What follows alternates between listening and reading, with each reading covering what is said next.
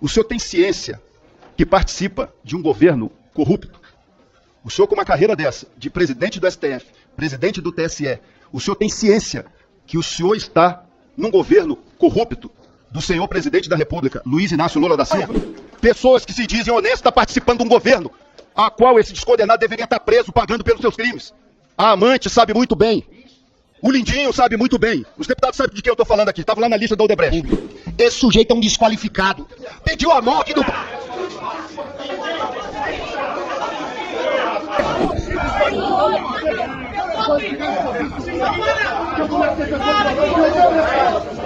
Investigação. Terceiro, senhor ministro, por que ele fez questão de isentar a entidade cuja diretoria é integrada pelo irmão do Lula? Ele estaria protegendo o Lula? Olá a todos do canal Web Mídia, inscritos, novos inscritos, sejam todos bem-vindos. E também vocês que sempre nos acompanham pela página da Web Mídia, sejam todos bem-vindos. É uma honra receber vocês, tá? Sempre estar aqui assistindo nosso conteúdo. Mas agora isso aqui ficou muito sério, tá? Observe nesse vídeo que você vai ver, tá? Observe bem e observe e tente analisar, tá? E veja o que está acontecendo no nosso Brasil. Não só no Brasil, mas no mundo, tá? Essas notícias que vocês estão vendo são notícias fortíssimas, tá? Notícias que vai impactar. Então não saia do vídeo, fica até o finalzinho, depois deixe seu like e compartilhe ao máximo de pessoas, tá bom? Porque isso vai nos ajudar muito. Eu vou até mostrar para vocês muitas coisas aqui que está acontecendo, tá? Mas observe bem neste vídeo aqui, ó. Jornalista que tem vergonha na cara não vai mais no show do Ira. Porque nós sabemos que você tá chorando, que você tá ferrado, sem dinheiro, né? Eu vou cantar uma música pra você, ó. Nunca mão no bolso, nunca mão no bolso. Ah! Chupa, nazi. Se ferrou. Ô, Roger, vamos cantar uma música. Canta comigo aí, Roger. Nunca mão no bolso. Ah! Se ferrou. Não tenho nada contra a direita democrática. Aquele momento foi um deslize. Deslize aqui pra você, seu jaguara. Você tem vergonha na cara, você tira esses caras do teu Spotify. Vai se ferrar. Eu já tirei da minha playlist, já tirei também. Não quero ouvir mais o Ira. Esse envelheço na cidade envelheceu já. Viu? Nunca mão no bolso pra você. Tá? Agora eu só vou no show do Traje a Rigor. Do teu não vou mais. Metrópolis, vamos comigo aí, irmão. Dá uma olhada. A onça macho que pode ter sido responsável pela morte do caseiro Jorge Ávalo, 60 anos, foi capturada pela Polícia Militar Ambiental na madrugada dessa quinta-feira. Parabéns à Polícia Militar lá do Mato Grosso que conseguiu capturar a onça. Né? O animal foi encaminhado para o Centro de Reabilitação de Animais Silvestres em Campo Grande. Por quê? Parabéns. Porque esses animais, quando eles comem a carne humana, eles tendem a atacar de novo e matar outras pessoas. Então, eles não mataram o bicho, né? Não mataram o bicho, conseguiram capturar de maneira extremamente profissional. E por isso eu estou aqui dando os parabéns à nossa querida Polícia Militar do estado de Mato Grosso, né? Parabéns para vocês que conseguiram capturar o bichão e vão tratar dele aí, né? O bicho laje por instinto, não é culpa dele, né, irmão? É isso aí. Terra Fatos. Histórico. Eu quero te contar uma história sensacional agora, ó. Anvisa aprova remédio que retarda o avanço do Alzheimer em fase final. Presta atenção na descoberta científica.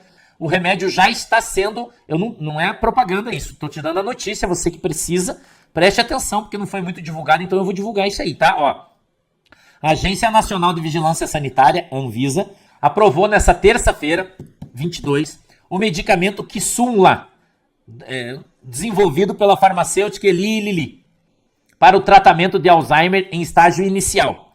Trata-se do primeiro remédio autorizado no Brasil que atua diretamente na remoção das placas de beta-amiloide no cérebro, uma das principais causas da doença. O Kisunla é indicado para adultos com comprometimento cognitivo leve ou demência leve e será administrado por infusão intravenosa mensal.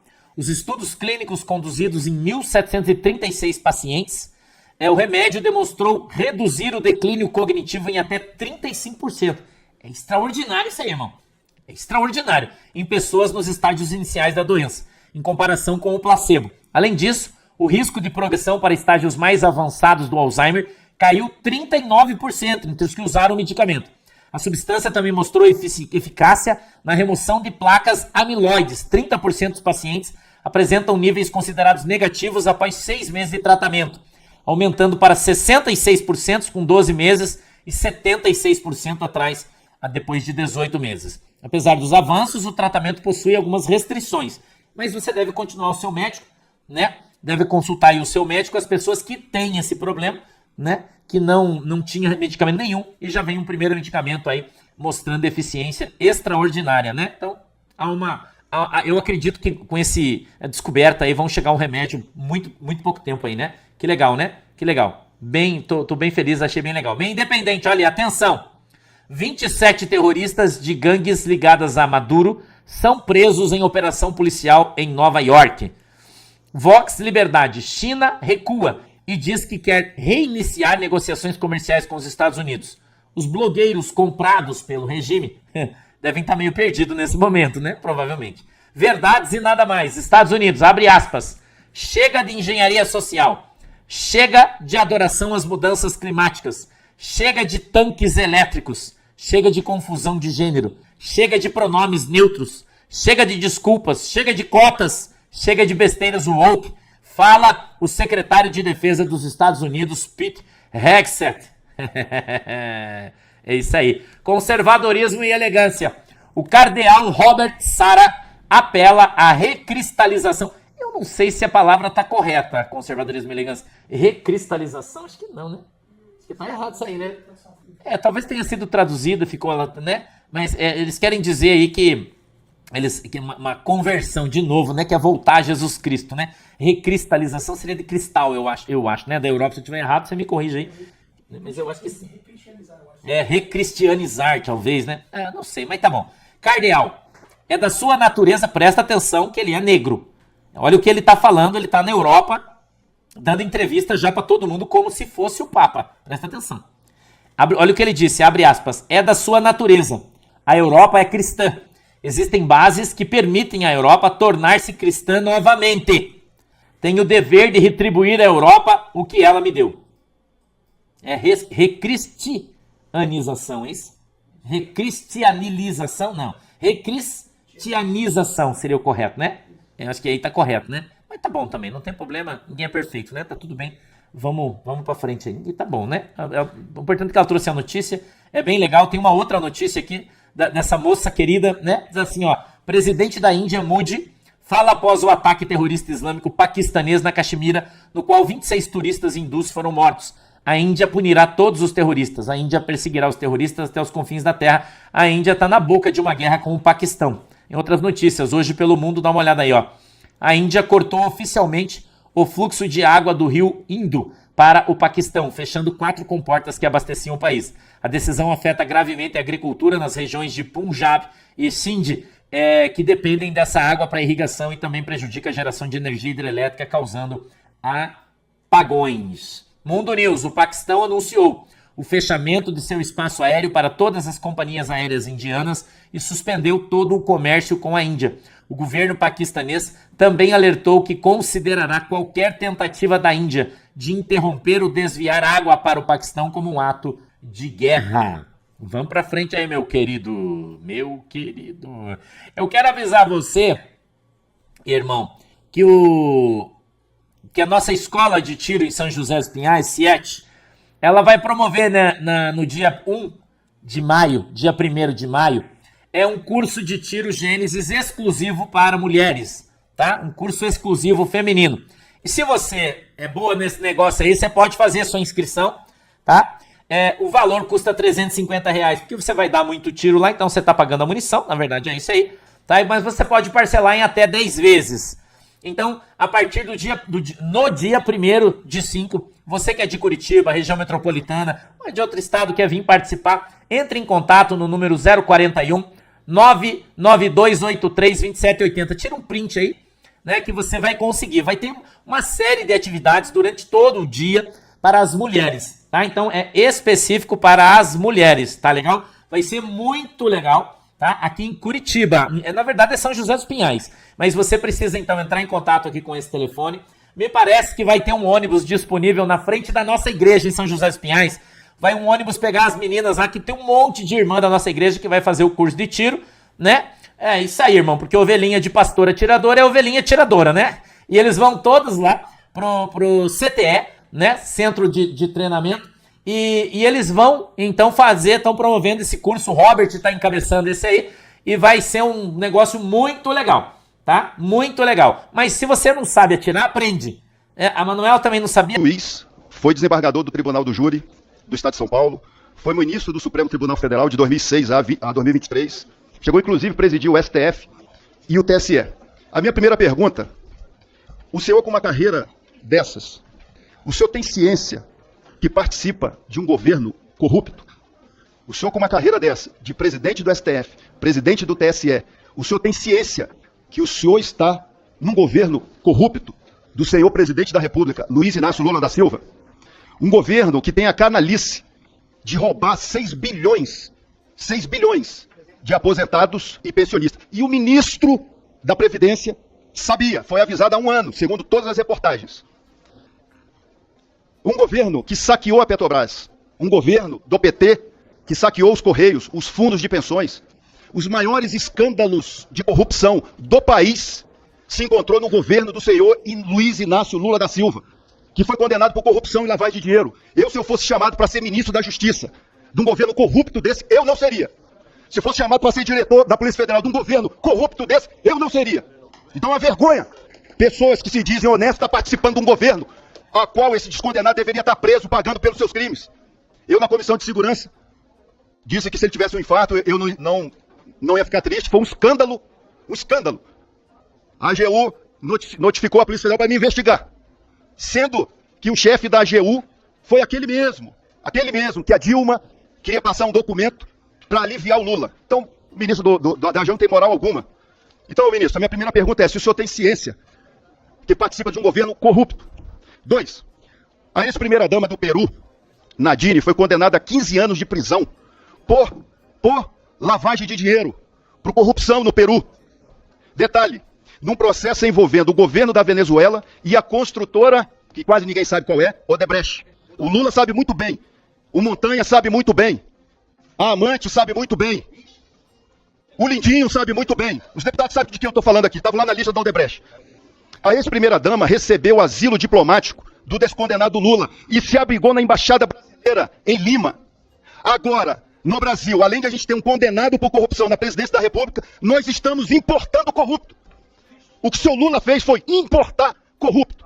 Eu pergunto, ministro da Justiça, o senhor, com uma carreira dessa, o senhor não vai responder, eu tenho certeza que o senhor não vai responder, mas eu gostaria de saber, o senhor como ministro da Justiça, o que o senhor acha da gente importar uma mulher que foi condenada por corrupção e lavagem de dinheiro no Brasil? Nós estamos importando corrupto. Nós estamos importando corrupto. Que vai ficar lá do ladinho desse descondenado que deveria estar preso. Vou para a minha terceira pergunta. A minha primeira foi se o senhor tem ciência que participa de um governo corrupto. 2. Se o senhor tem ciência, o senhor concorda, a gente está importando corrupto. Agora, o problema é de quem estava aqui se manifestando no Rio de Janeiro, que são terroristas, que são golpistas, que quiseram abolir o Estado Democrático de Direito. Abolir o Estado Democrático de Direito é você tirar dinheiro de aposentado. Abolir o Estado Democrático de Direito é a gente ter na presidência da República um descondenado. O senhor disse que não poderia responder as perguntas do Rio de Janeiro em respeito à separação dos poderes.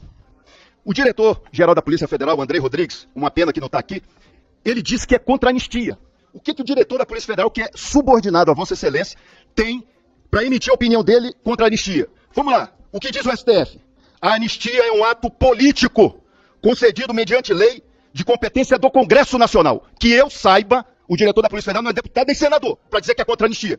STF, a Constituição Federal, no seu artigo 48, e eu aqui não vou ensinar o padre a rezar missa, o senhor conhece muito bem a Constituição, diz que a anistia é ato do Congresso Nacional.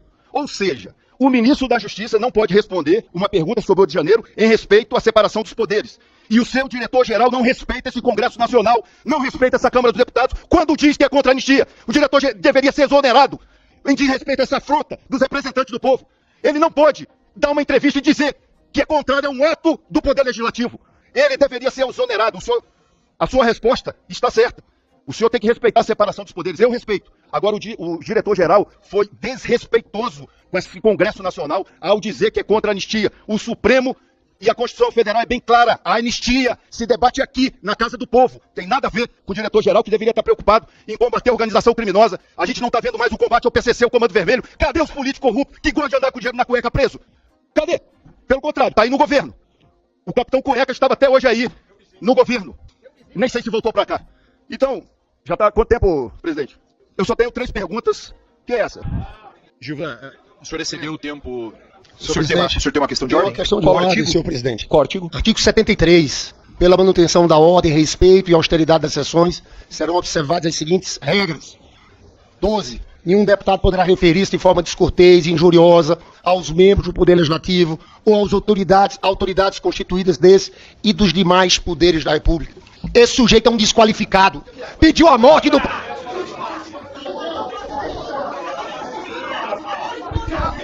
Eu peço à Polícia Legislativa que intervenha. Deputado Lindbergh, Vossa Excelência. Senhores, silêncio absoluto. Gilvan, por gentileza. Senhores, olha só. O que o deputado Lindbergh fez foi iniciar uma questão de ordem e, de forma incorreta, utilizar essa questão de ordem para iniciar uma provocação contra o deputado Gilvan. O senhor não tem a palavra. O senhor não tem a palavra. O senhor não tem a palavra. O senhor vai respeitar a palavra do presidente. O senhor não tem a palavra. O senhor não tem a palavra. Ouça o presidente. Ouça o presidente. O senhor não tem a palavra. Presidente desse o quê? Entende? Eu não vou. O senhor fique quieto. Eu peço à polícia... Primeiro dá o meu microfone, nem eu tô me ouvindo aqui. Antes de trazer aqui as palavras do Marcel Van Hatten, gente, e do ministro Ricardo Lewandowski, que vai responder as perguntas, eu vou colocar um trechinho do bastidor, do momento da confusão. E vocês vão poder ouvir aqui as palavras do Gilvan, direcionadas ao Lindenberg Farias, e as do Lindenberg ao Gilvan. Gente, nesse momento, o petista passa dificuldade, gente. Vai se defender como das palavras do Gilvan, por exemplo. Vejam só.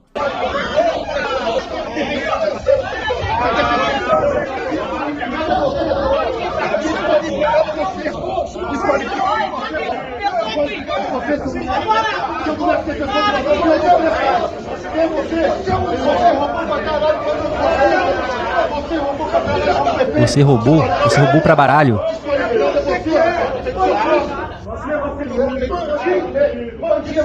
O que tu fez você? Seu prefeito cheirador, seu cheirador de merda. Com esse intuito de proteger o aposentado que é aposentado. Agora nós precisamos separar o joio do trigo.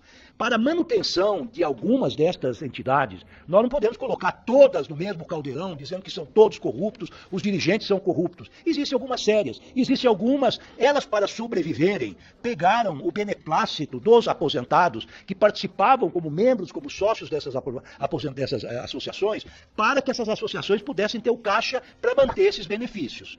A CGU descobriu que esses descontos estavam aumentando exponencialmente, acima daquilo que era considerado normal.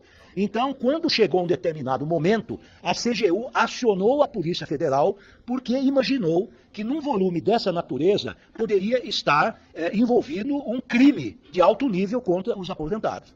A Polícia Federal está atuando, ela fez mais de 300 buscas e apreensões contra os dirigentes, contra aqueles que se apossaram dos direitos, do dinheiro dos aposentados. É um crime, repito, hediondo, vai ser esclarecido até o final e nós vamos buscar a prisão daqueles que lesaram os mais fragilizados em nosso país. Esse é um compromisso do governo Lula, é um compromisso da Polícia Federal, é um compromisso do Poder Judiciário.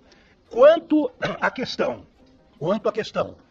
de algumas bancas de advocacia, no ano passado, terem atuado dentro da lei, imagino, dentro do Estatuto da Ordem dos Advogados, dentro do Código de Ética dos Advogados, com contratos que são públicos ou podem ser públicos, que respondem perante a Receita Federal, que recolhem e regulamentam seus impostos, a partir dos honorários que recebem. Eu penso que isso é uma atividade legal, nós não podemos criminalizar, em primeiro lugar, a atividade dos advogados, até porque o advogado não pode ser confundido com o seu cliente, porque senão o advogado que defende um bandido, um criminoso, ele também é bandido. Ou uma empresa, ou uma entidade que tem dificuldades, ele está conivente com a dificuldade. Mas eu tenho certeza, e nós no nosso ministério seremos intransigentes, que todos os malfeitos, sem exceção, serão descobertos, custe o que custar. Com relação às manifestações contra a anistia, nós mais uma vez ingressamos no terreno político. Vossas Excelências são políticos, têm opiniões sobre o que ocorreu no 8 de janeiro, existe outra parte da sociedade que tem outra opinião, não é verdade? Vossas Excelências têm opinião sobre a corrupção, sobre, enfim, as atividades governamentais, inclusive sobre, enfim, sobre o sucesso das políticas públicas que são levadas a efeito. Isso é absolutamente natural no Estado democrático de direito. Cada um tem a sua opinião. Agora, eu posso assegurar aos senhores que não há nenhum mal feito. Se houve uma manifestação do doutor Andrei Rodrigues, que é o delegado-geral da Polícia Federal, manifestando-se em tese contra a anistia, eu penso que ele, como servidor público, e à luz daquilo que ele tem conhecimento, no que diz respeito aos supostos atentados contra o Estado democrático de direito, ele tem, como cidadão e como agente público, não só o dever, como o direito de se manifestar, assim como, eventualmente, alguém do Supremo Tribunal Federal. Isso é próprio da democracia. Essa questão está nas mãos do Congresso Nacional e tem constitucionalmente os poderes para decidir sobre essa questão. É uma discussão nacional muito acirrada, existem posições antagônicas de lado a lado, cada um tem a sua visão e, claro, os dois poderes agora, pelo que nós temos sabido, tanto o Poder Judiciário quanto o Poder Legislativo estão discutindo várias hipóteses, há uma anistia geral, eventualmente até uma redução de pena, mas isso faz parte do diálogo entre as instituições. Eu faço um apelo aos senhores que sejam lúcidos, os senhores são representantes dos cidadãos brasileiros, e eu, como cidadão, que votei em vários membros aqui dessa casa, espero dos senhores, assim como eu espero dos membros do Poder Executivo e do Poder Judiciário, um mínimo de racionalidade. O Brasil haverá de vencer essa... Porque o seu chefe da Polícia Federal deu entrevista a um meio de comunicação, ICL, falando sobre as investigações em curso, que, até onde se sabe, estão sob sigilo. Elas estão mesmo sob sigilo ou não? Em segundo lugar, senhor ministro, se elas estão sob sigilo, por que ele disse na entrevista que o Sindinap, cuja diretoria é integrada pelo Frei Chiquinho, Frei Chico, é isso? Irmão de Luiz Inácio Lula da Silva, por que ele disse que essa entidade não estava sendo investigada? Se está sob sigilo aqui, tem policial, não tem? Pode o diretor da polícia primeiro saber sobre a investigação, ministro?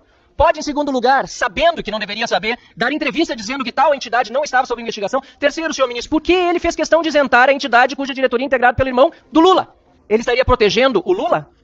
Finalmente, nós temos os dados do Sindinap. O Sindinap de 2020 a 2021 saltou de 23 milhões recebidos para 48 e passou para 154. Esses dados ninguém tem. Daqui em primeira mão vou deixar para Vossa Excelência. Ninguém tem. Pelo menos não foi publicado até agora. Eu quero saber se esse sindicato tem toda essa histórico e o seu chefe da Polícia Federal decidiu dizer que na investigação não estava esse sindicato envolvido, ele estaria prevaricando? Ou ele não conhece esses dados? Se não conhece, eu peço imediatamente que Vossa Excelência passe para o seu chefe da Polícia Federal e ordene a inclusão na investigação do sindicato do irmão do Lula. Ou o roubo não aconteceu aqui, onde chegou a 154 milhões de reais o dinheiro dos aposentados, recolhido, a maior parte certamente indevidamente. E por fim, senhor ministro, e aí não é bem uma pergunta, é uma afirmação, eu lamento que o filho de Vossa Excelência tenha participado da banca de advogados de um outro sindicato. Lamento porque Vossa Excelência pode dar todas as razões, mas para mim é um conflito de interesse enorme, um dilema moral que deveria ter sido resolvido antes de aceitar esse tipo de convite, e certamente isso diminui a sua própria posição como ministro da Justiça, e isso é lamentável com um país da grandeza do nosso querido Brasil. Muito obrigado, senhor presidente, espero que as respostas possam ser dadas agora. Bom, eu agradeço as perguntas e vou começar pela pergunta do deputado Van Hatten, que também foi formulado pelo deputado Gilvan. O que acontece com o asilo da ex-primeira-dama do Peru? Essas informações que eu obtive do Itamaraty e que foram as seguintes. A decisão contrária à ex-primeira-dama do Peru foi uma decisão de primeira instância contra a qual ainda cabe recurso. Portanto, não é uma decisão transitada em julgado. Primeiro caso. Primeiro aspecto. Pois não? Não, corrupto é uma avaliação subjetiva. Nós, juízes, promotores, delegados de polícia, operadores do direito, nós só podemos afirmar alguma coisa sobre a culpabilidade de alguém depois do trânsito em julgado, da condenação. Então aqui já respondo também àquela afirmação de que eu estaria servindo a um governo corrupto. Por enquanto, não há nenhuma condenação transitada em julgado contra nenhum membro do governo. Em segundo lugar, todas as acusações ou todas as indicações de corrupção têm sido rigorosamente investigadas sem qualquer proteção a quem quer que seja. Bom, voltando, deputado Van Hatten, asilo à primeira-dama. Decisão de primeiro grau. Segundo lugar, o asilo foi concedido por questões humanitárias, segundo o chanceler Mauro Vieira. Por quê? Porque esta senhora porta um câncer que está evoluindo, teve uma operação na coluna, o marido está preso e, se fosse presa, deixaria um filho menor sem quaisquer cuidados. Então, numa decisão soberana que leva em conta razões humanitárias e razões de Estado, foi concedido um asilo diplomático a esta senhora, e quem tem obrigação de cuidar para que, eventualmente, aqueles que sejam perseguidos pela polícia não se evadam do território nacional é o Poder Executivo. E o Poder Executivo peruano concedeu um salvo-conduto para que ela viesse ao Brasil. Ingressando no Brasil, ela se dirigiu ao representante da imigração, que se encontrava em Guarulhos, e ela, como mais de 20 mil pessoas no ano passado, de 24, e mais de 70 mil pessoas em 73, fez um formulário solicitando o refúgio. Então eu quero dizer que, do ponto de vista formal, do ponto de vista da soberania do Estado brasileiro, decidiu-se que essa mulher, que teria problemas de natureza humanitária e de saúde, seria recebido nestas condições no país. O Plezão também tinha problema de saúde, o ministro Alexandre de Moraes não concedeu, ele morreu na prisão. Agora, por uma corrupta... O ministro foi questionado, Gilvan, o ministro foi questionado por Vossa Excelência, foi questionado pelo Coronel Ulisses, e foi questionado por mim, pelo Van Hatten. O ministro está utilizando o tempo para responder. Caso o senhor não esteja satisfeito com as respostas do ministro, Vossa Excelência estará novamente, o senhor está inscrito para questionar novamente, o ministro retorna aqui após o almoço, o senhor vai ter a oportunidade de falar. Então, vou pedir aqui, pessoal, não interrompam o ministro, permitam que ele faça um raciocínio relacionado a todas as respostas. Obrigado, ministro, desculpa a interrupção. Vou dizer o seguinte, estou dando a esse nobilíssimo colegiado uma explicação técnica do que ocorreu. Extremamente técnica. Quer dizer, o Poder Executivo agiu dentro de seus poderes e, se o Legislativo não concordar por alguma razão, terá certamente os instrumentos para atuar contra. O traficante búlgaro, o traficante búlgaro é uma coisa interessante. Nós temos um pedido de extradição com a Espanha, em que a audiência pública espanhola negou o pedido de extradição porque entendeu que o Eustáquio, ele estava exercendo o seu direito de livre expressão e, portanto, era um direito político e, por essa razão, não poderia ser extraditado. O governo brasileiro, através da AGU, está apresentando um recurso dentro da legislação espanhola para que este pedido da Corte Superior Brasileira seja atendida. Num outro momento, o ministro Alexandre de Moraes, julgando o caso de um traficante búlgaro que estava sendo pedido, cuja extradição estava sendo pedido pela Espanha, num primeiro momento, ele monocraticamente, isso vai para o colegiado, negou e relaxou a prisão preventiva para fins de extradição, a chamada PPE, e colocou uma tornozeleira eletrônica. Todos nós lemos dos jornais que essa decisão do Alexandre de Moraes foi revista. Essa prisão preventiva foi retomada, ele se encontra preso e à disposição da Justiça Espanhola. Então, isso é que ocorreu. Então, ele, num primeiro momento, reagiu dizendo que não teria havido reciprocidade, mas entendendo a periculosidade do búlgaro, que estava traficando 50 quilos de cocaína, só por isso revelava-se a periculosidade, e Alexandre de Moraes, em sua decisão, decidiu que ele não tinha residência fixa e, portanto, tinha que voltar à prisão. A questão muito interessante que lhe foi formulada pelo deputado Bilinski é a questão das fraudes contra os aposentados. É uma questão dramática, gravíssima, que nós estamos atingindo aqueles mais frágeis, aquelas pessoas que estão num dos momentos mais vulneráveis de sua vida e tiveram descontados estes valores, enfim, das suas contas. Como é que a Corregedoria Geral, a CGU da União e a Polícia Federal desvendaram o sistema?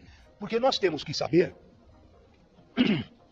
que existem no Brasil muitas, talvez mais de 500, não sei o número correto, que são entidades que protegem os aposentados, defendem os seus direitos em juízo, quando necessário. Eles os auxiliam quando procuram seguro médico ou um auxílio médico qualquer, quando dão descontos em compras, enfim, de determinadas lojas, determinados comércios, quando permitem que eles também, por meio de descontos, possam frequentar academias. Então, grande parte destas foram criadas em todo o Brasil.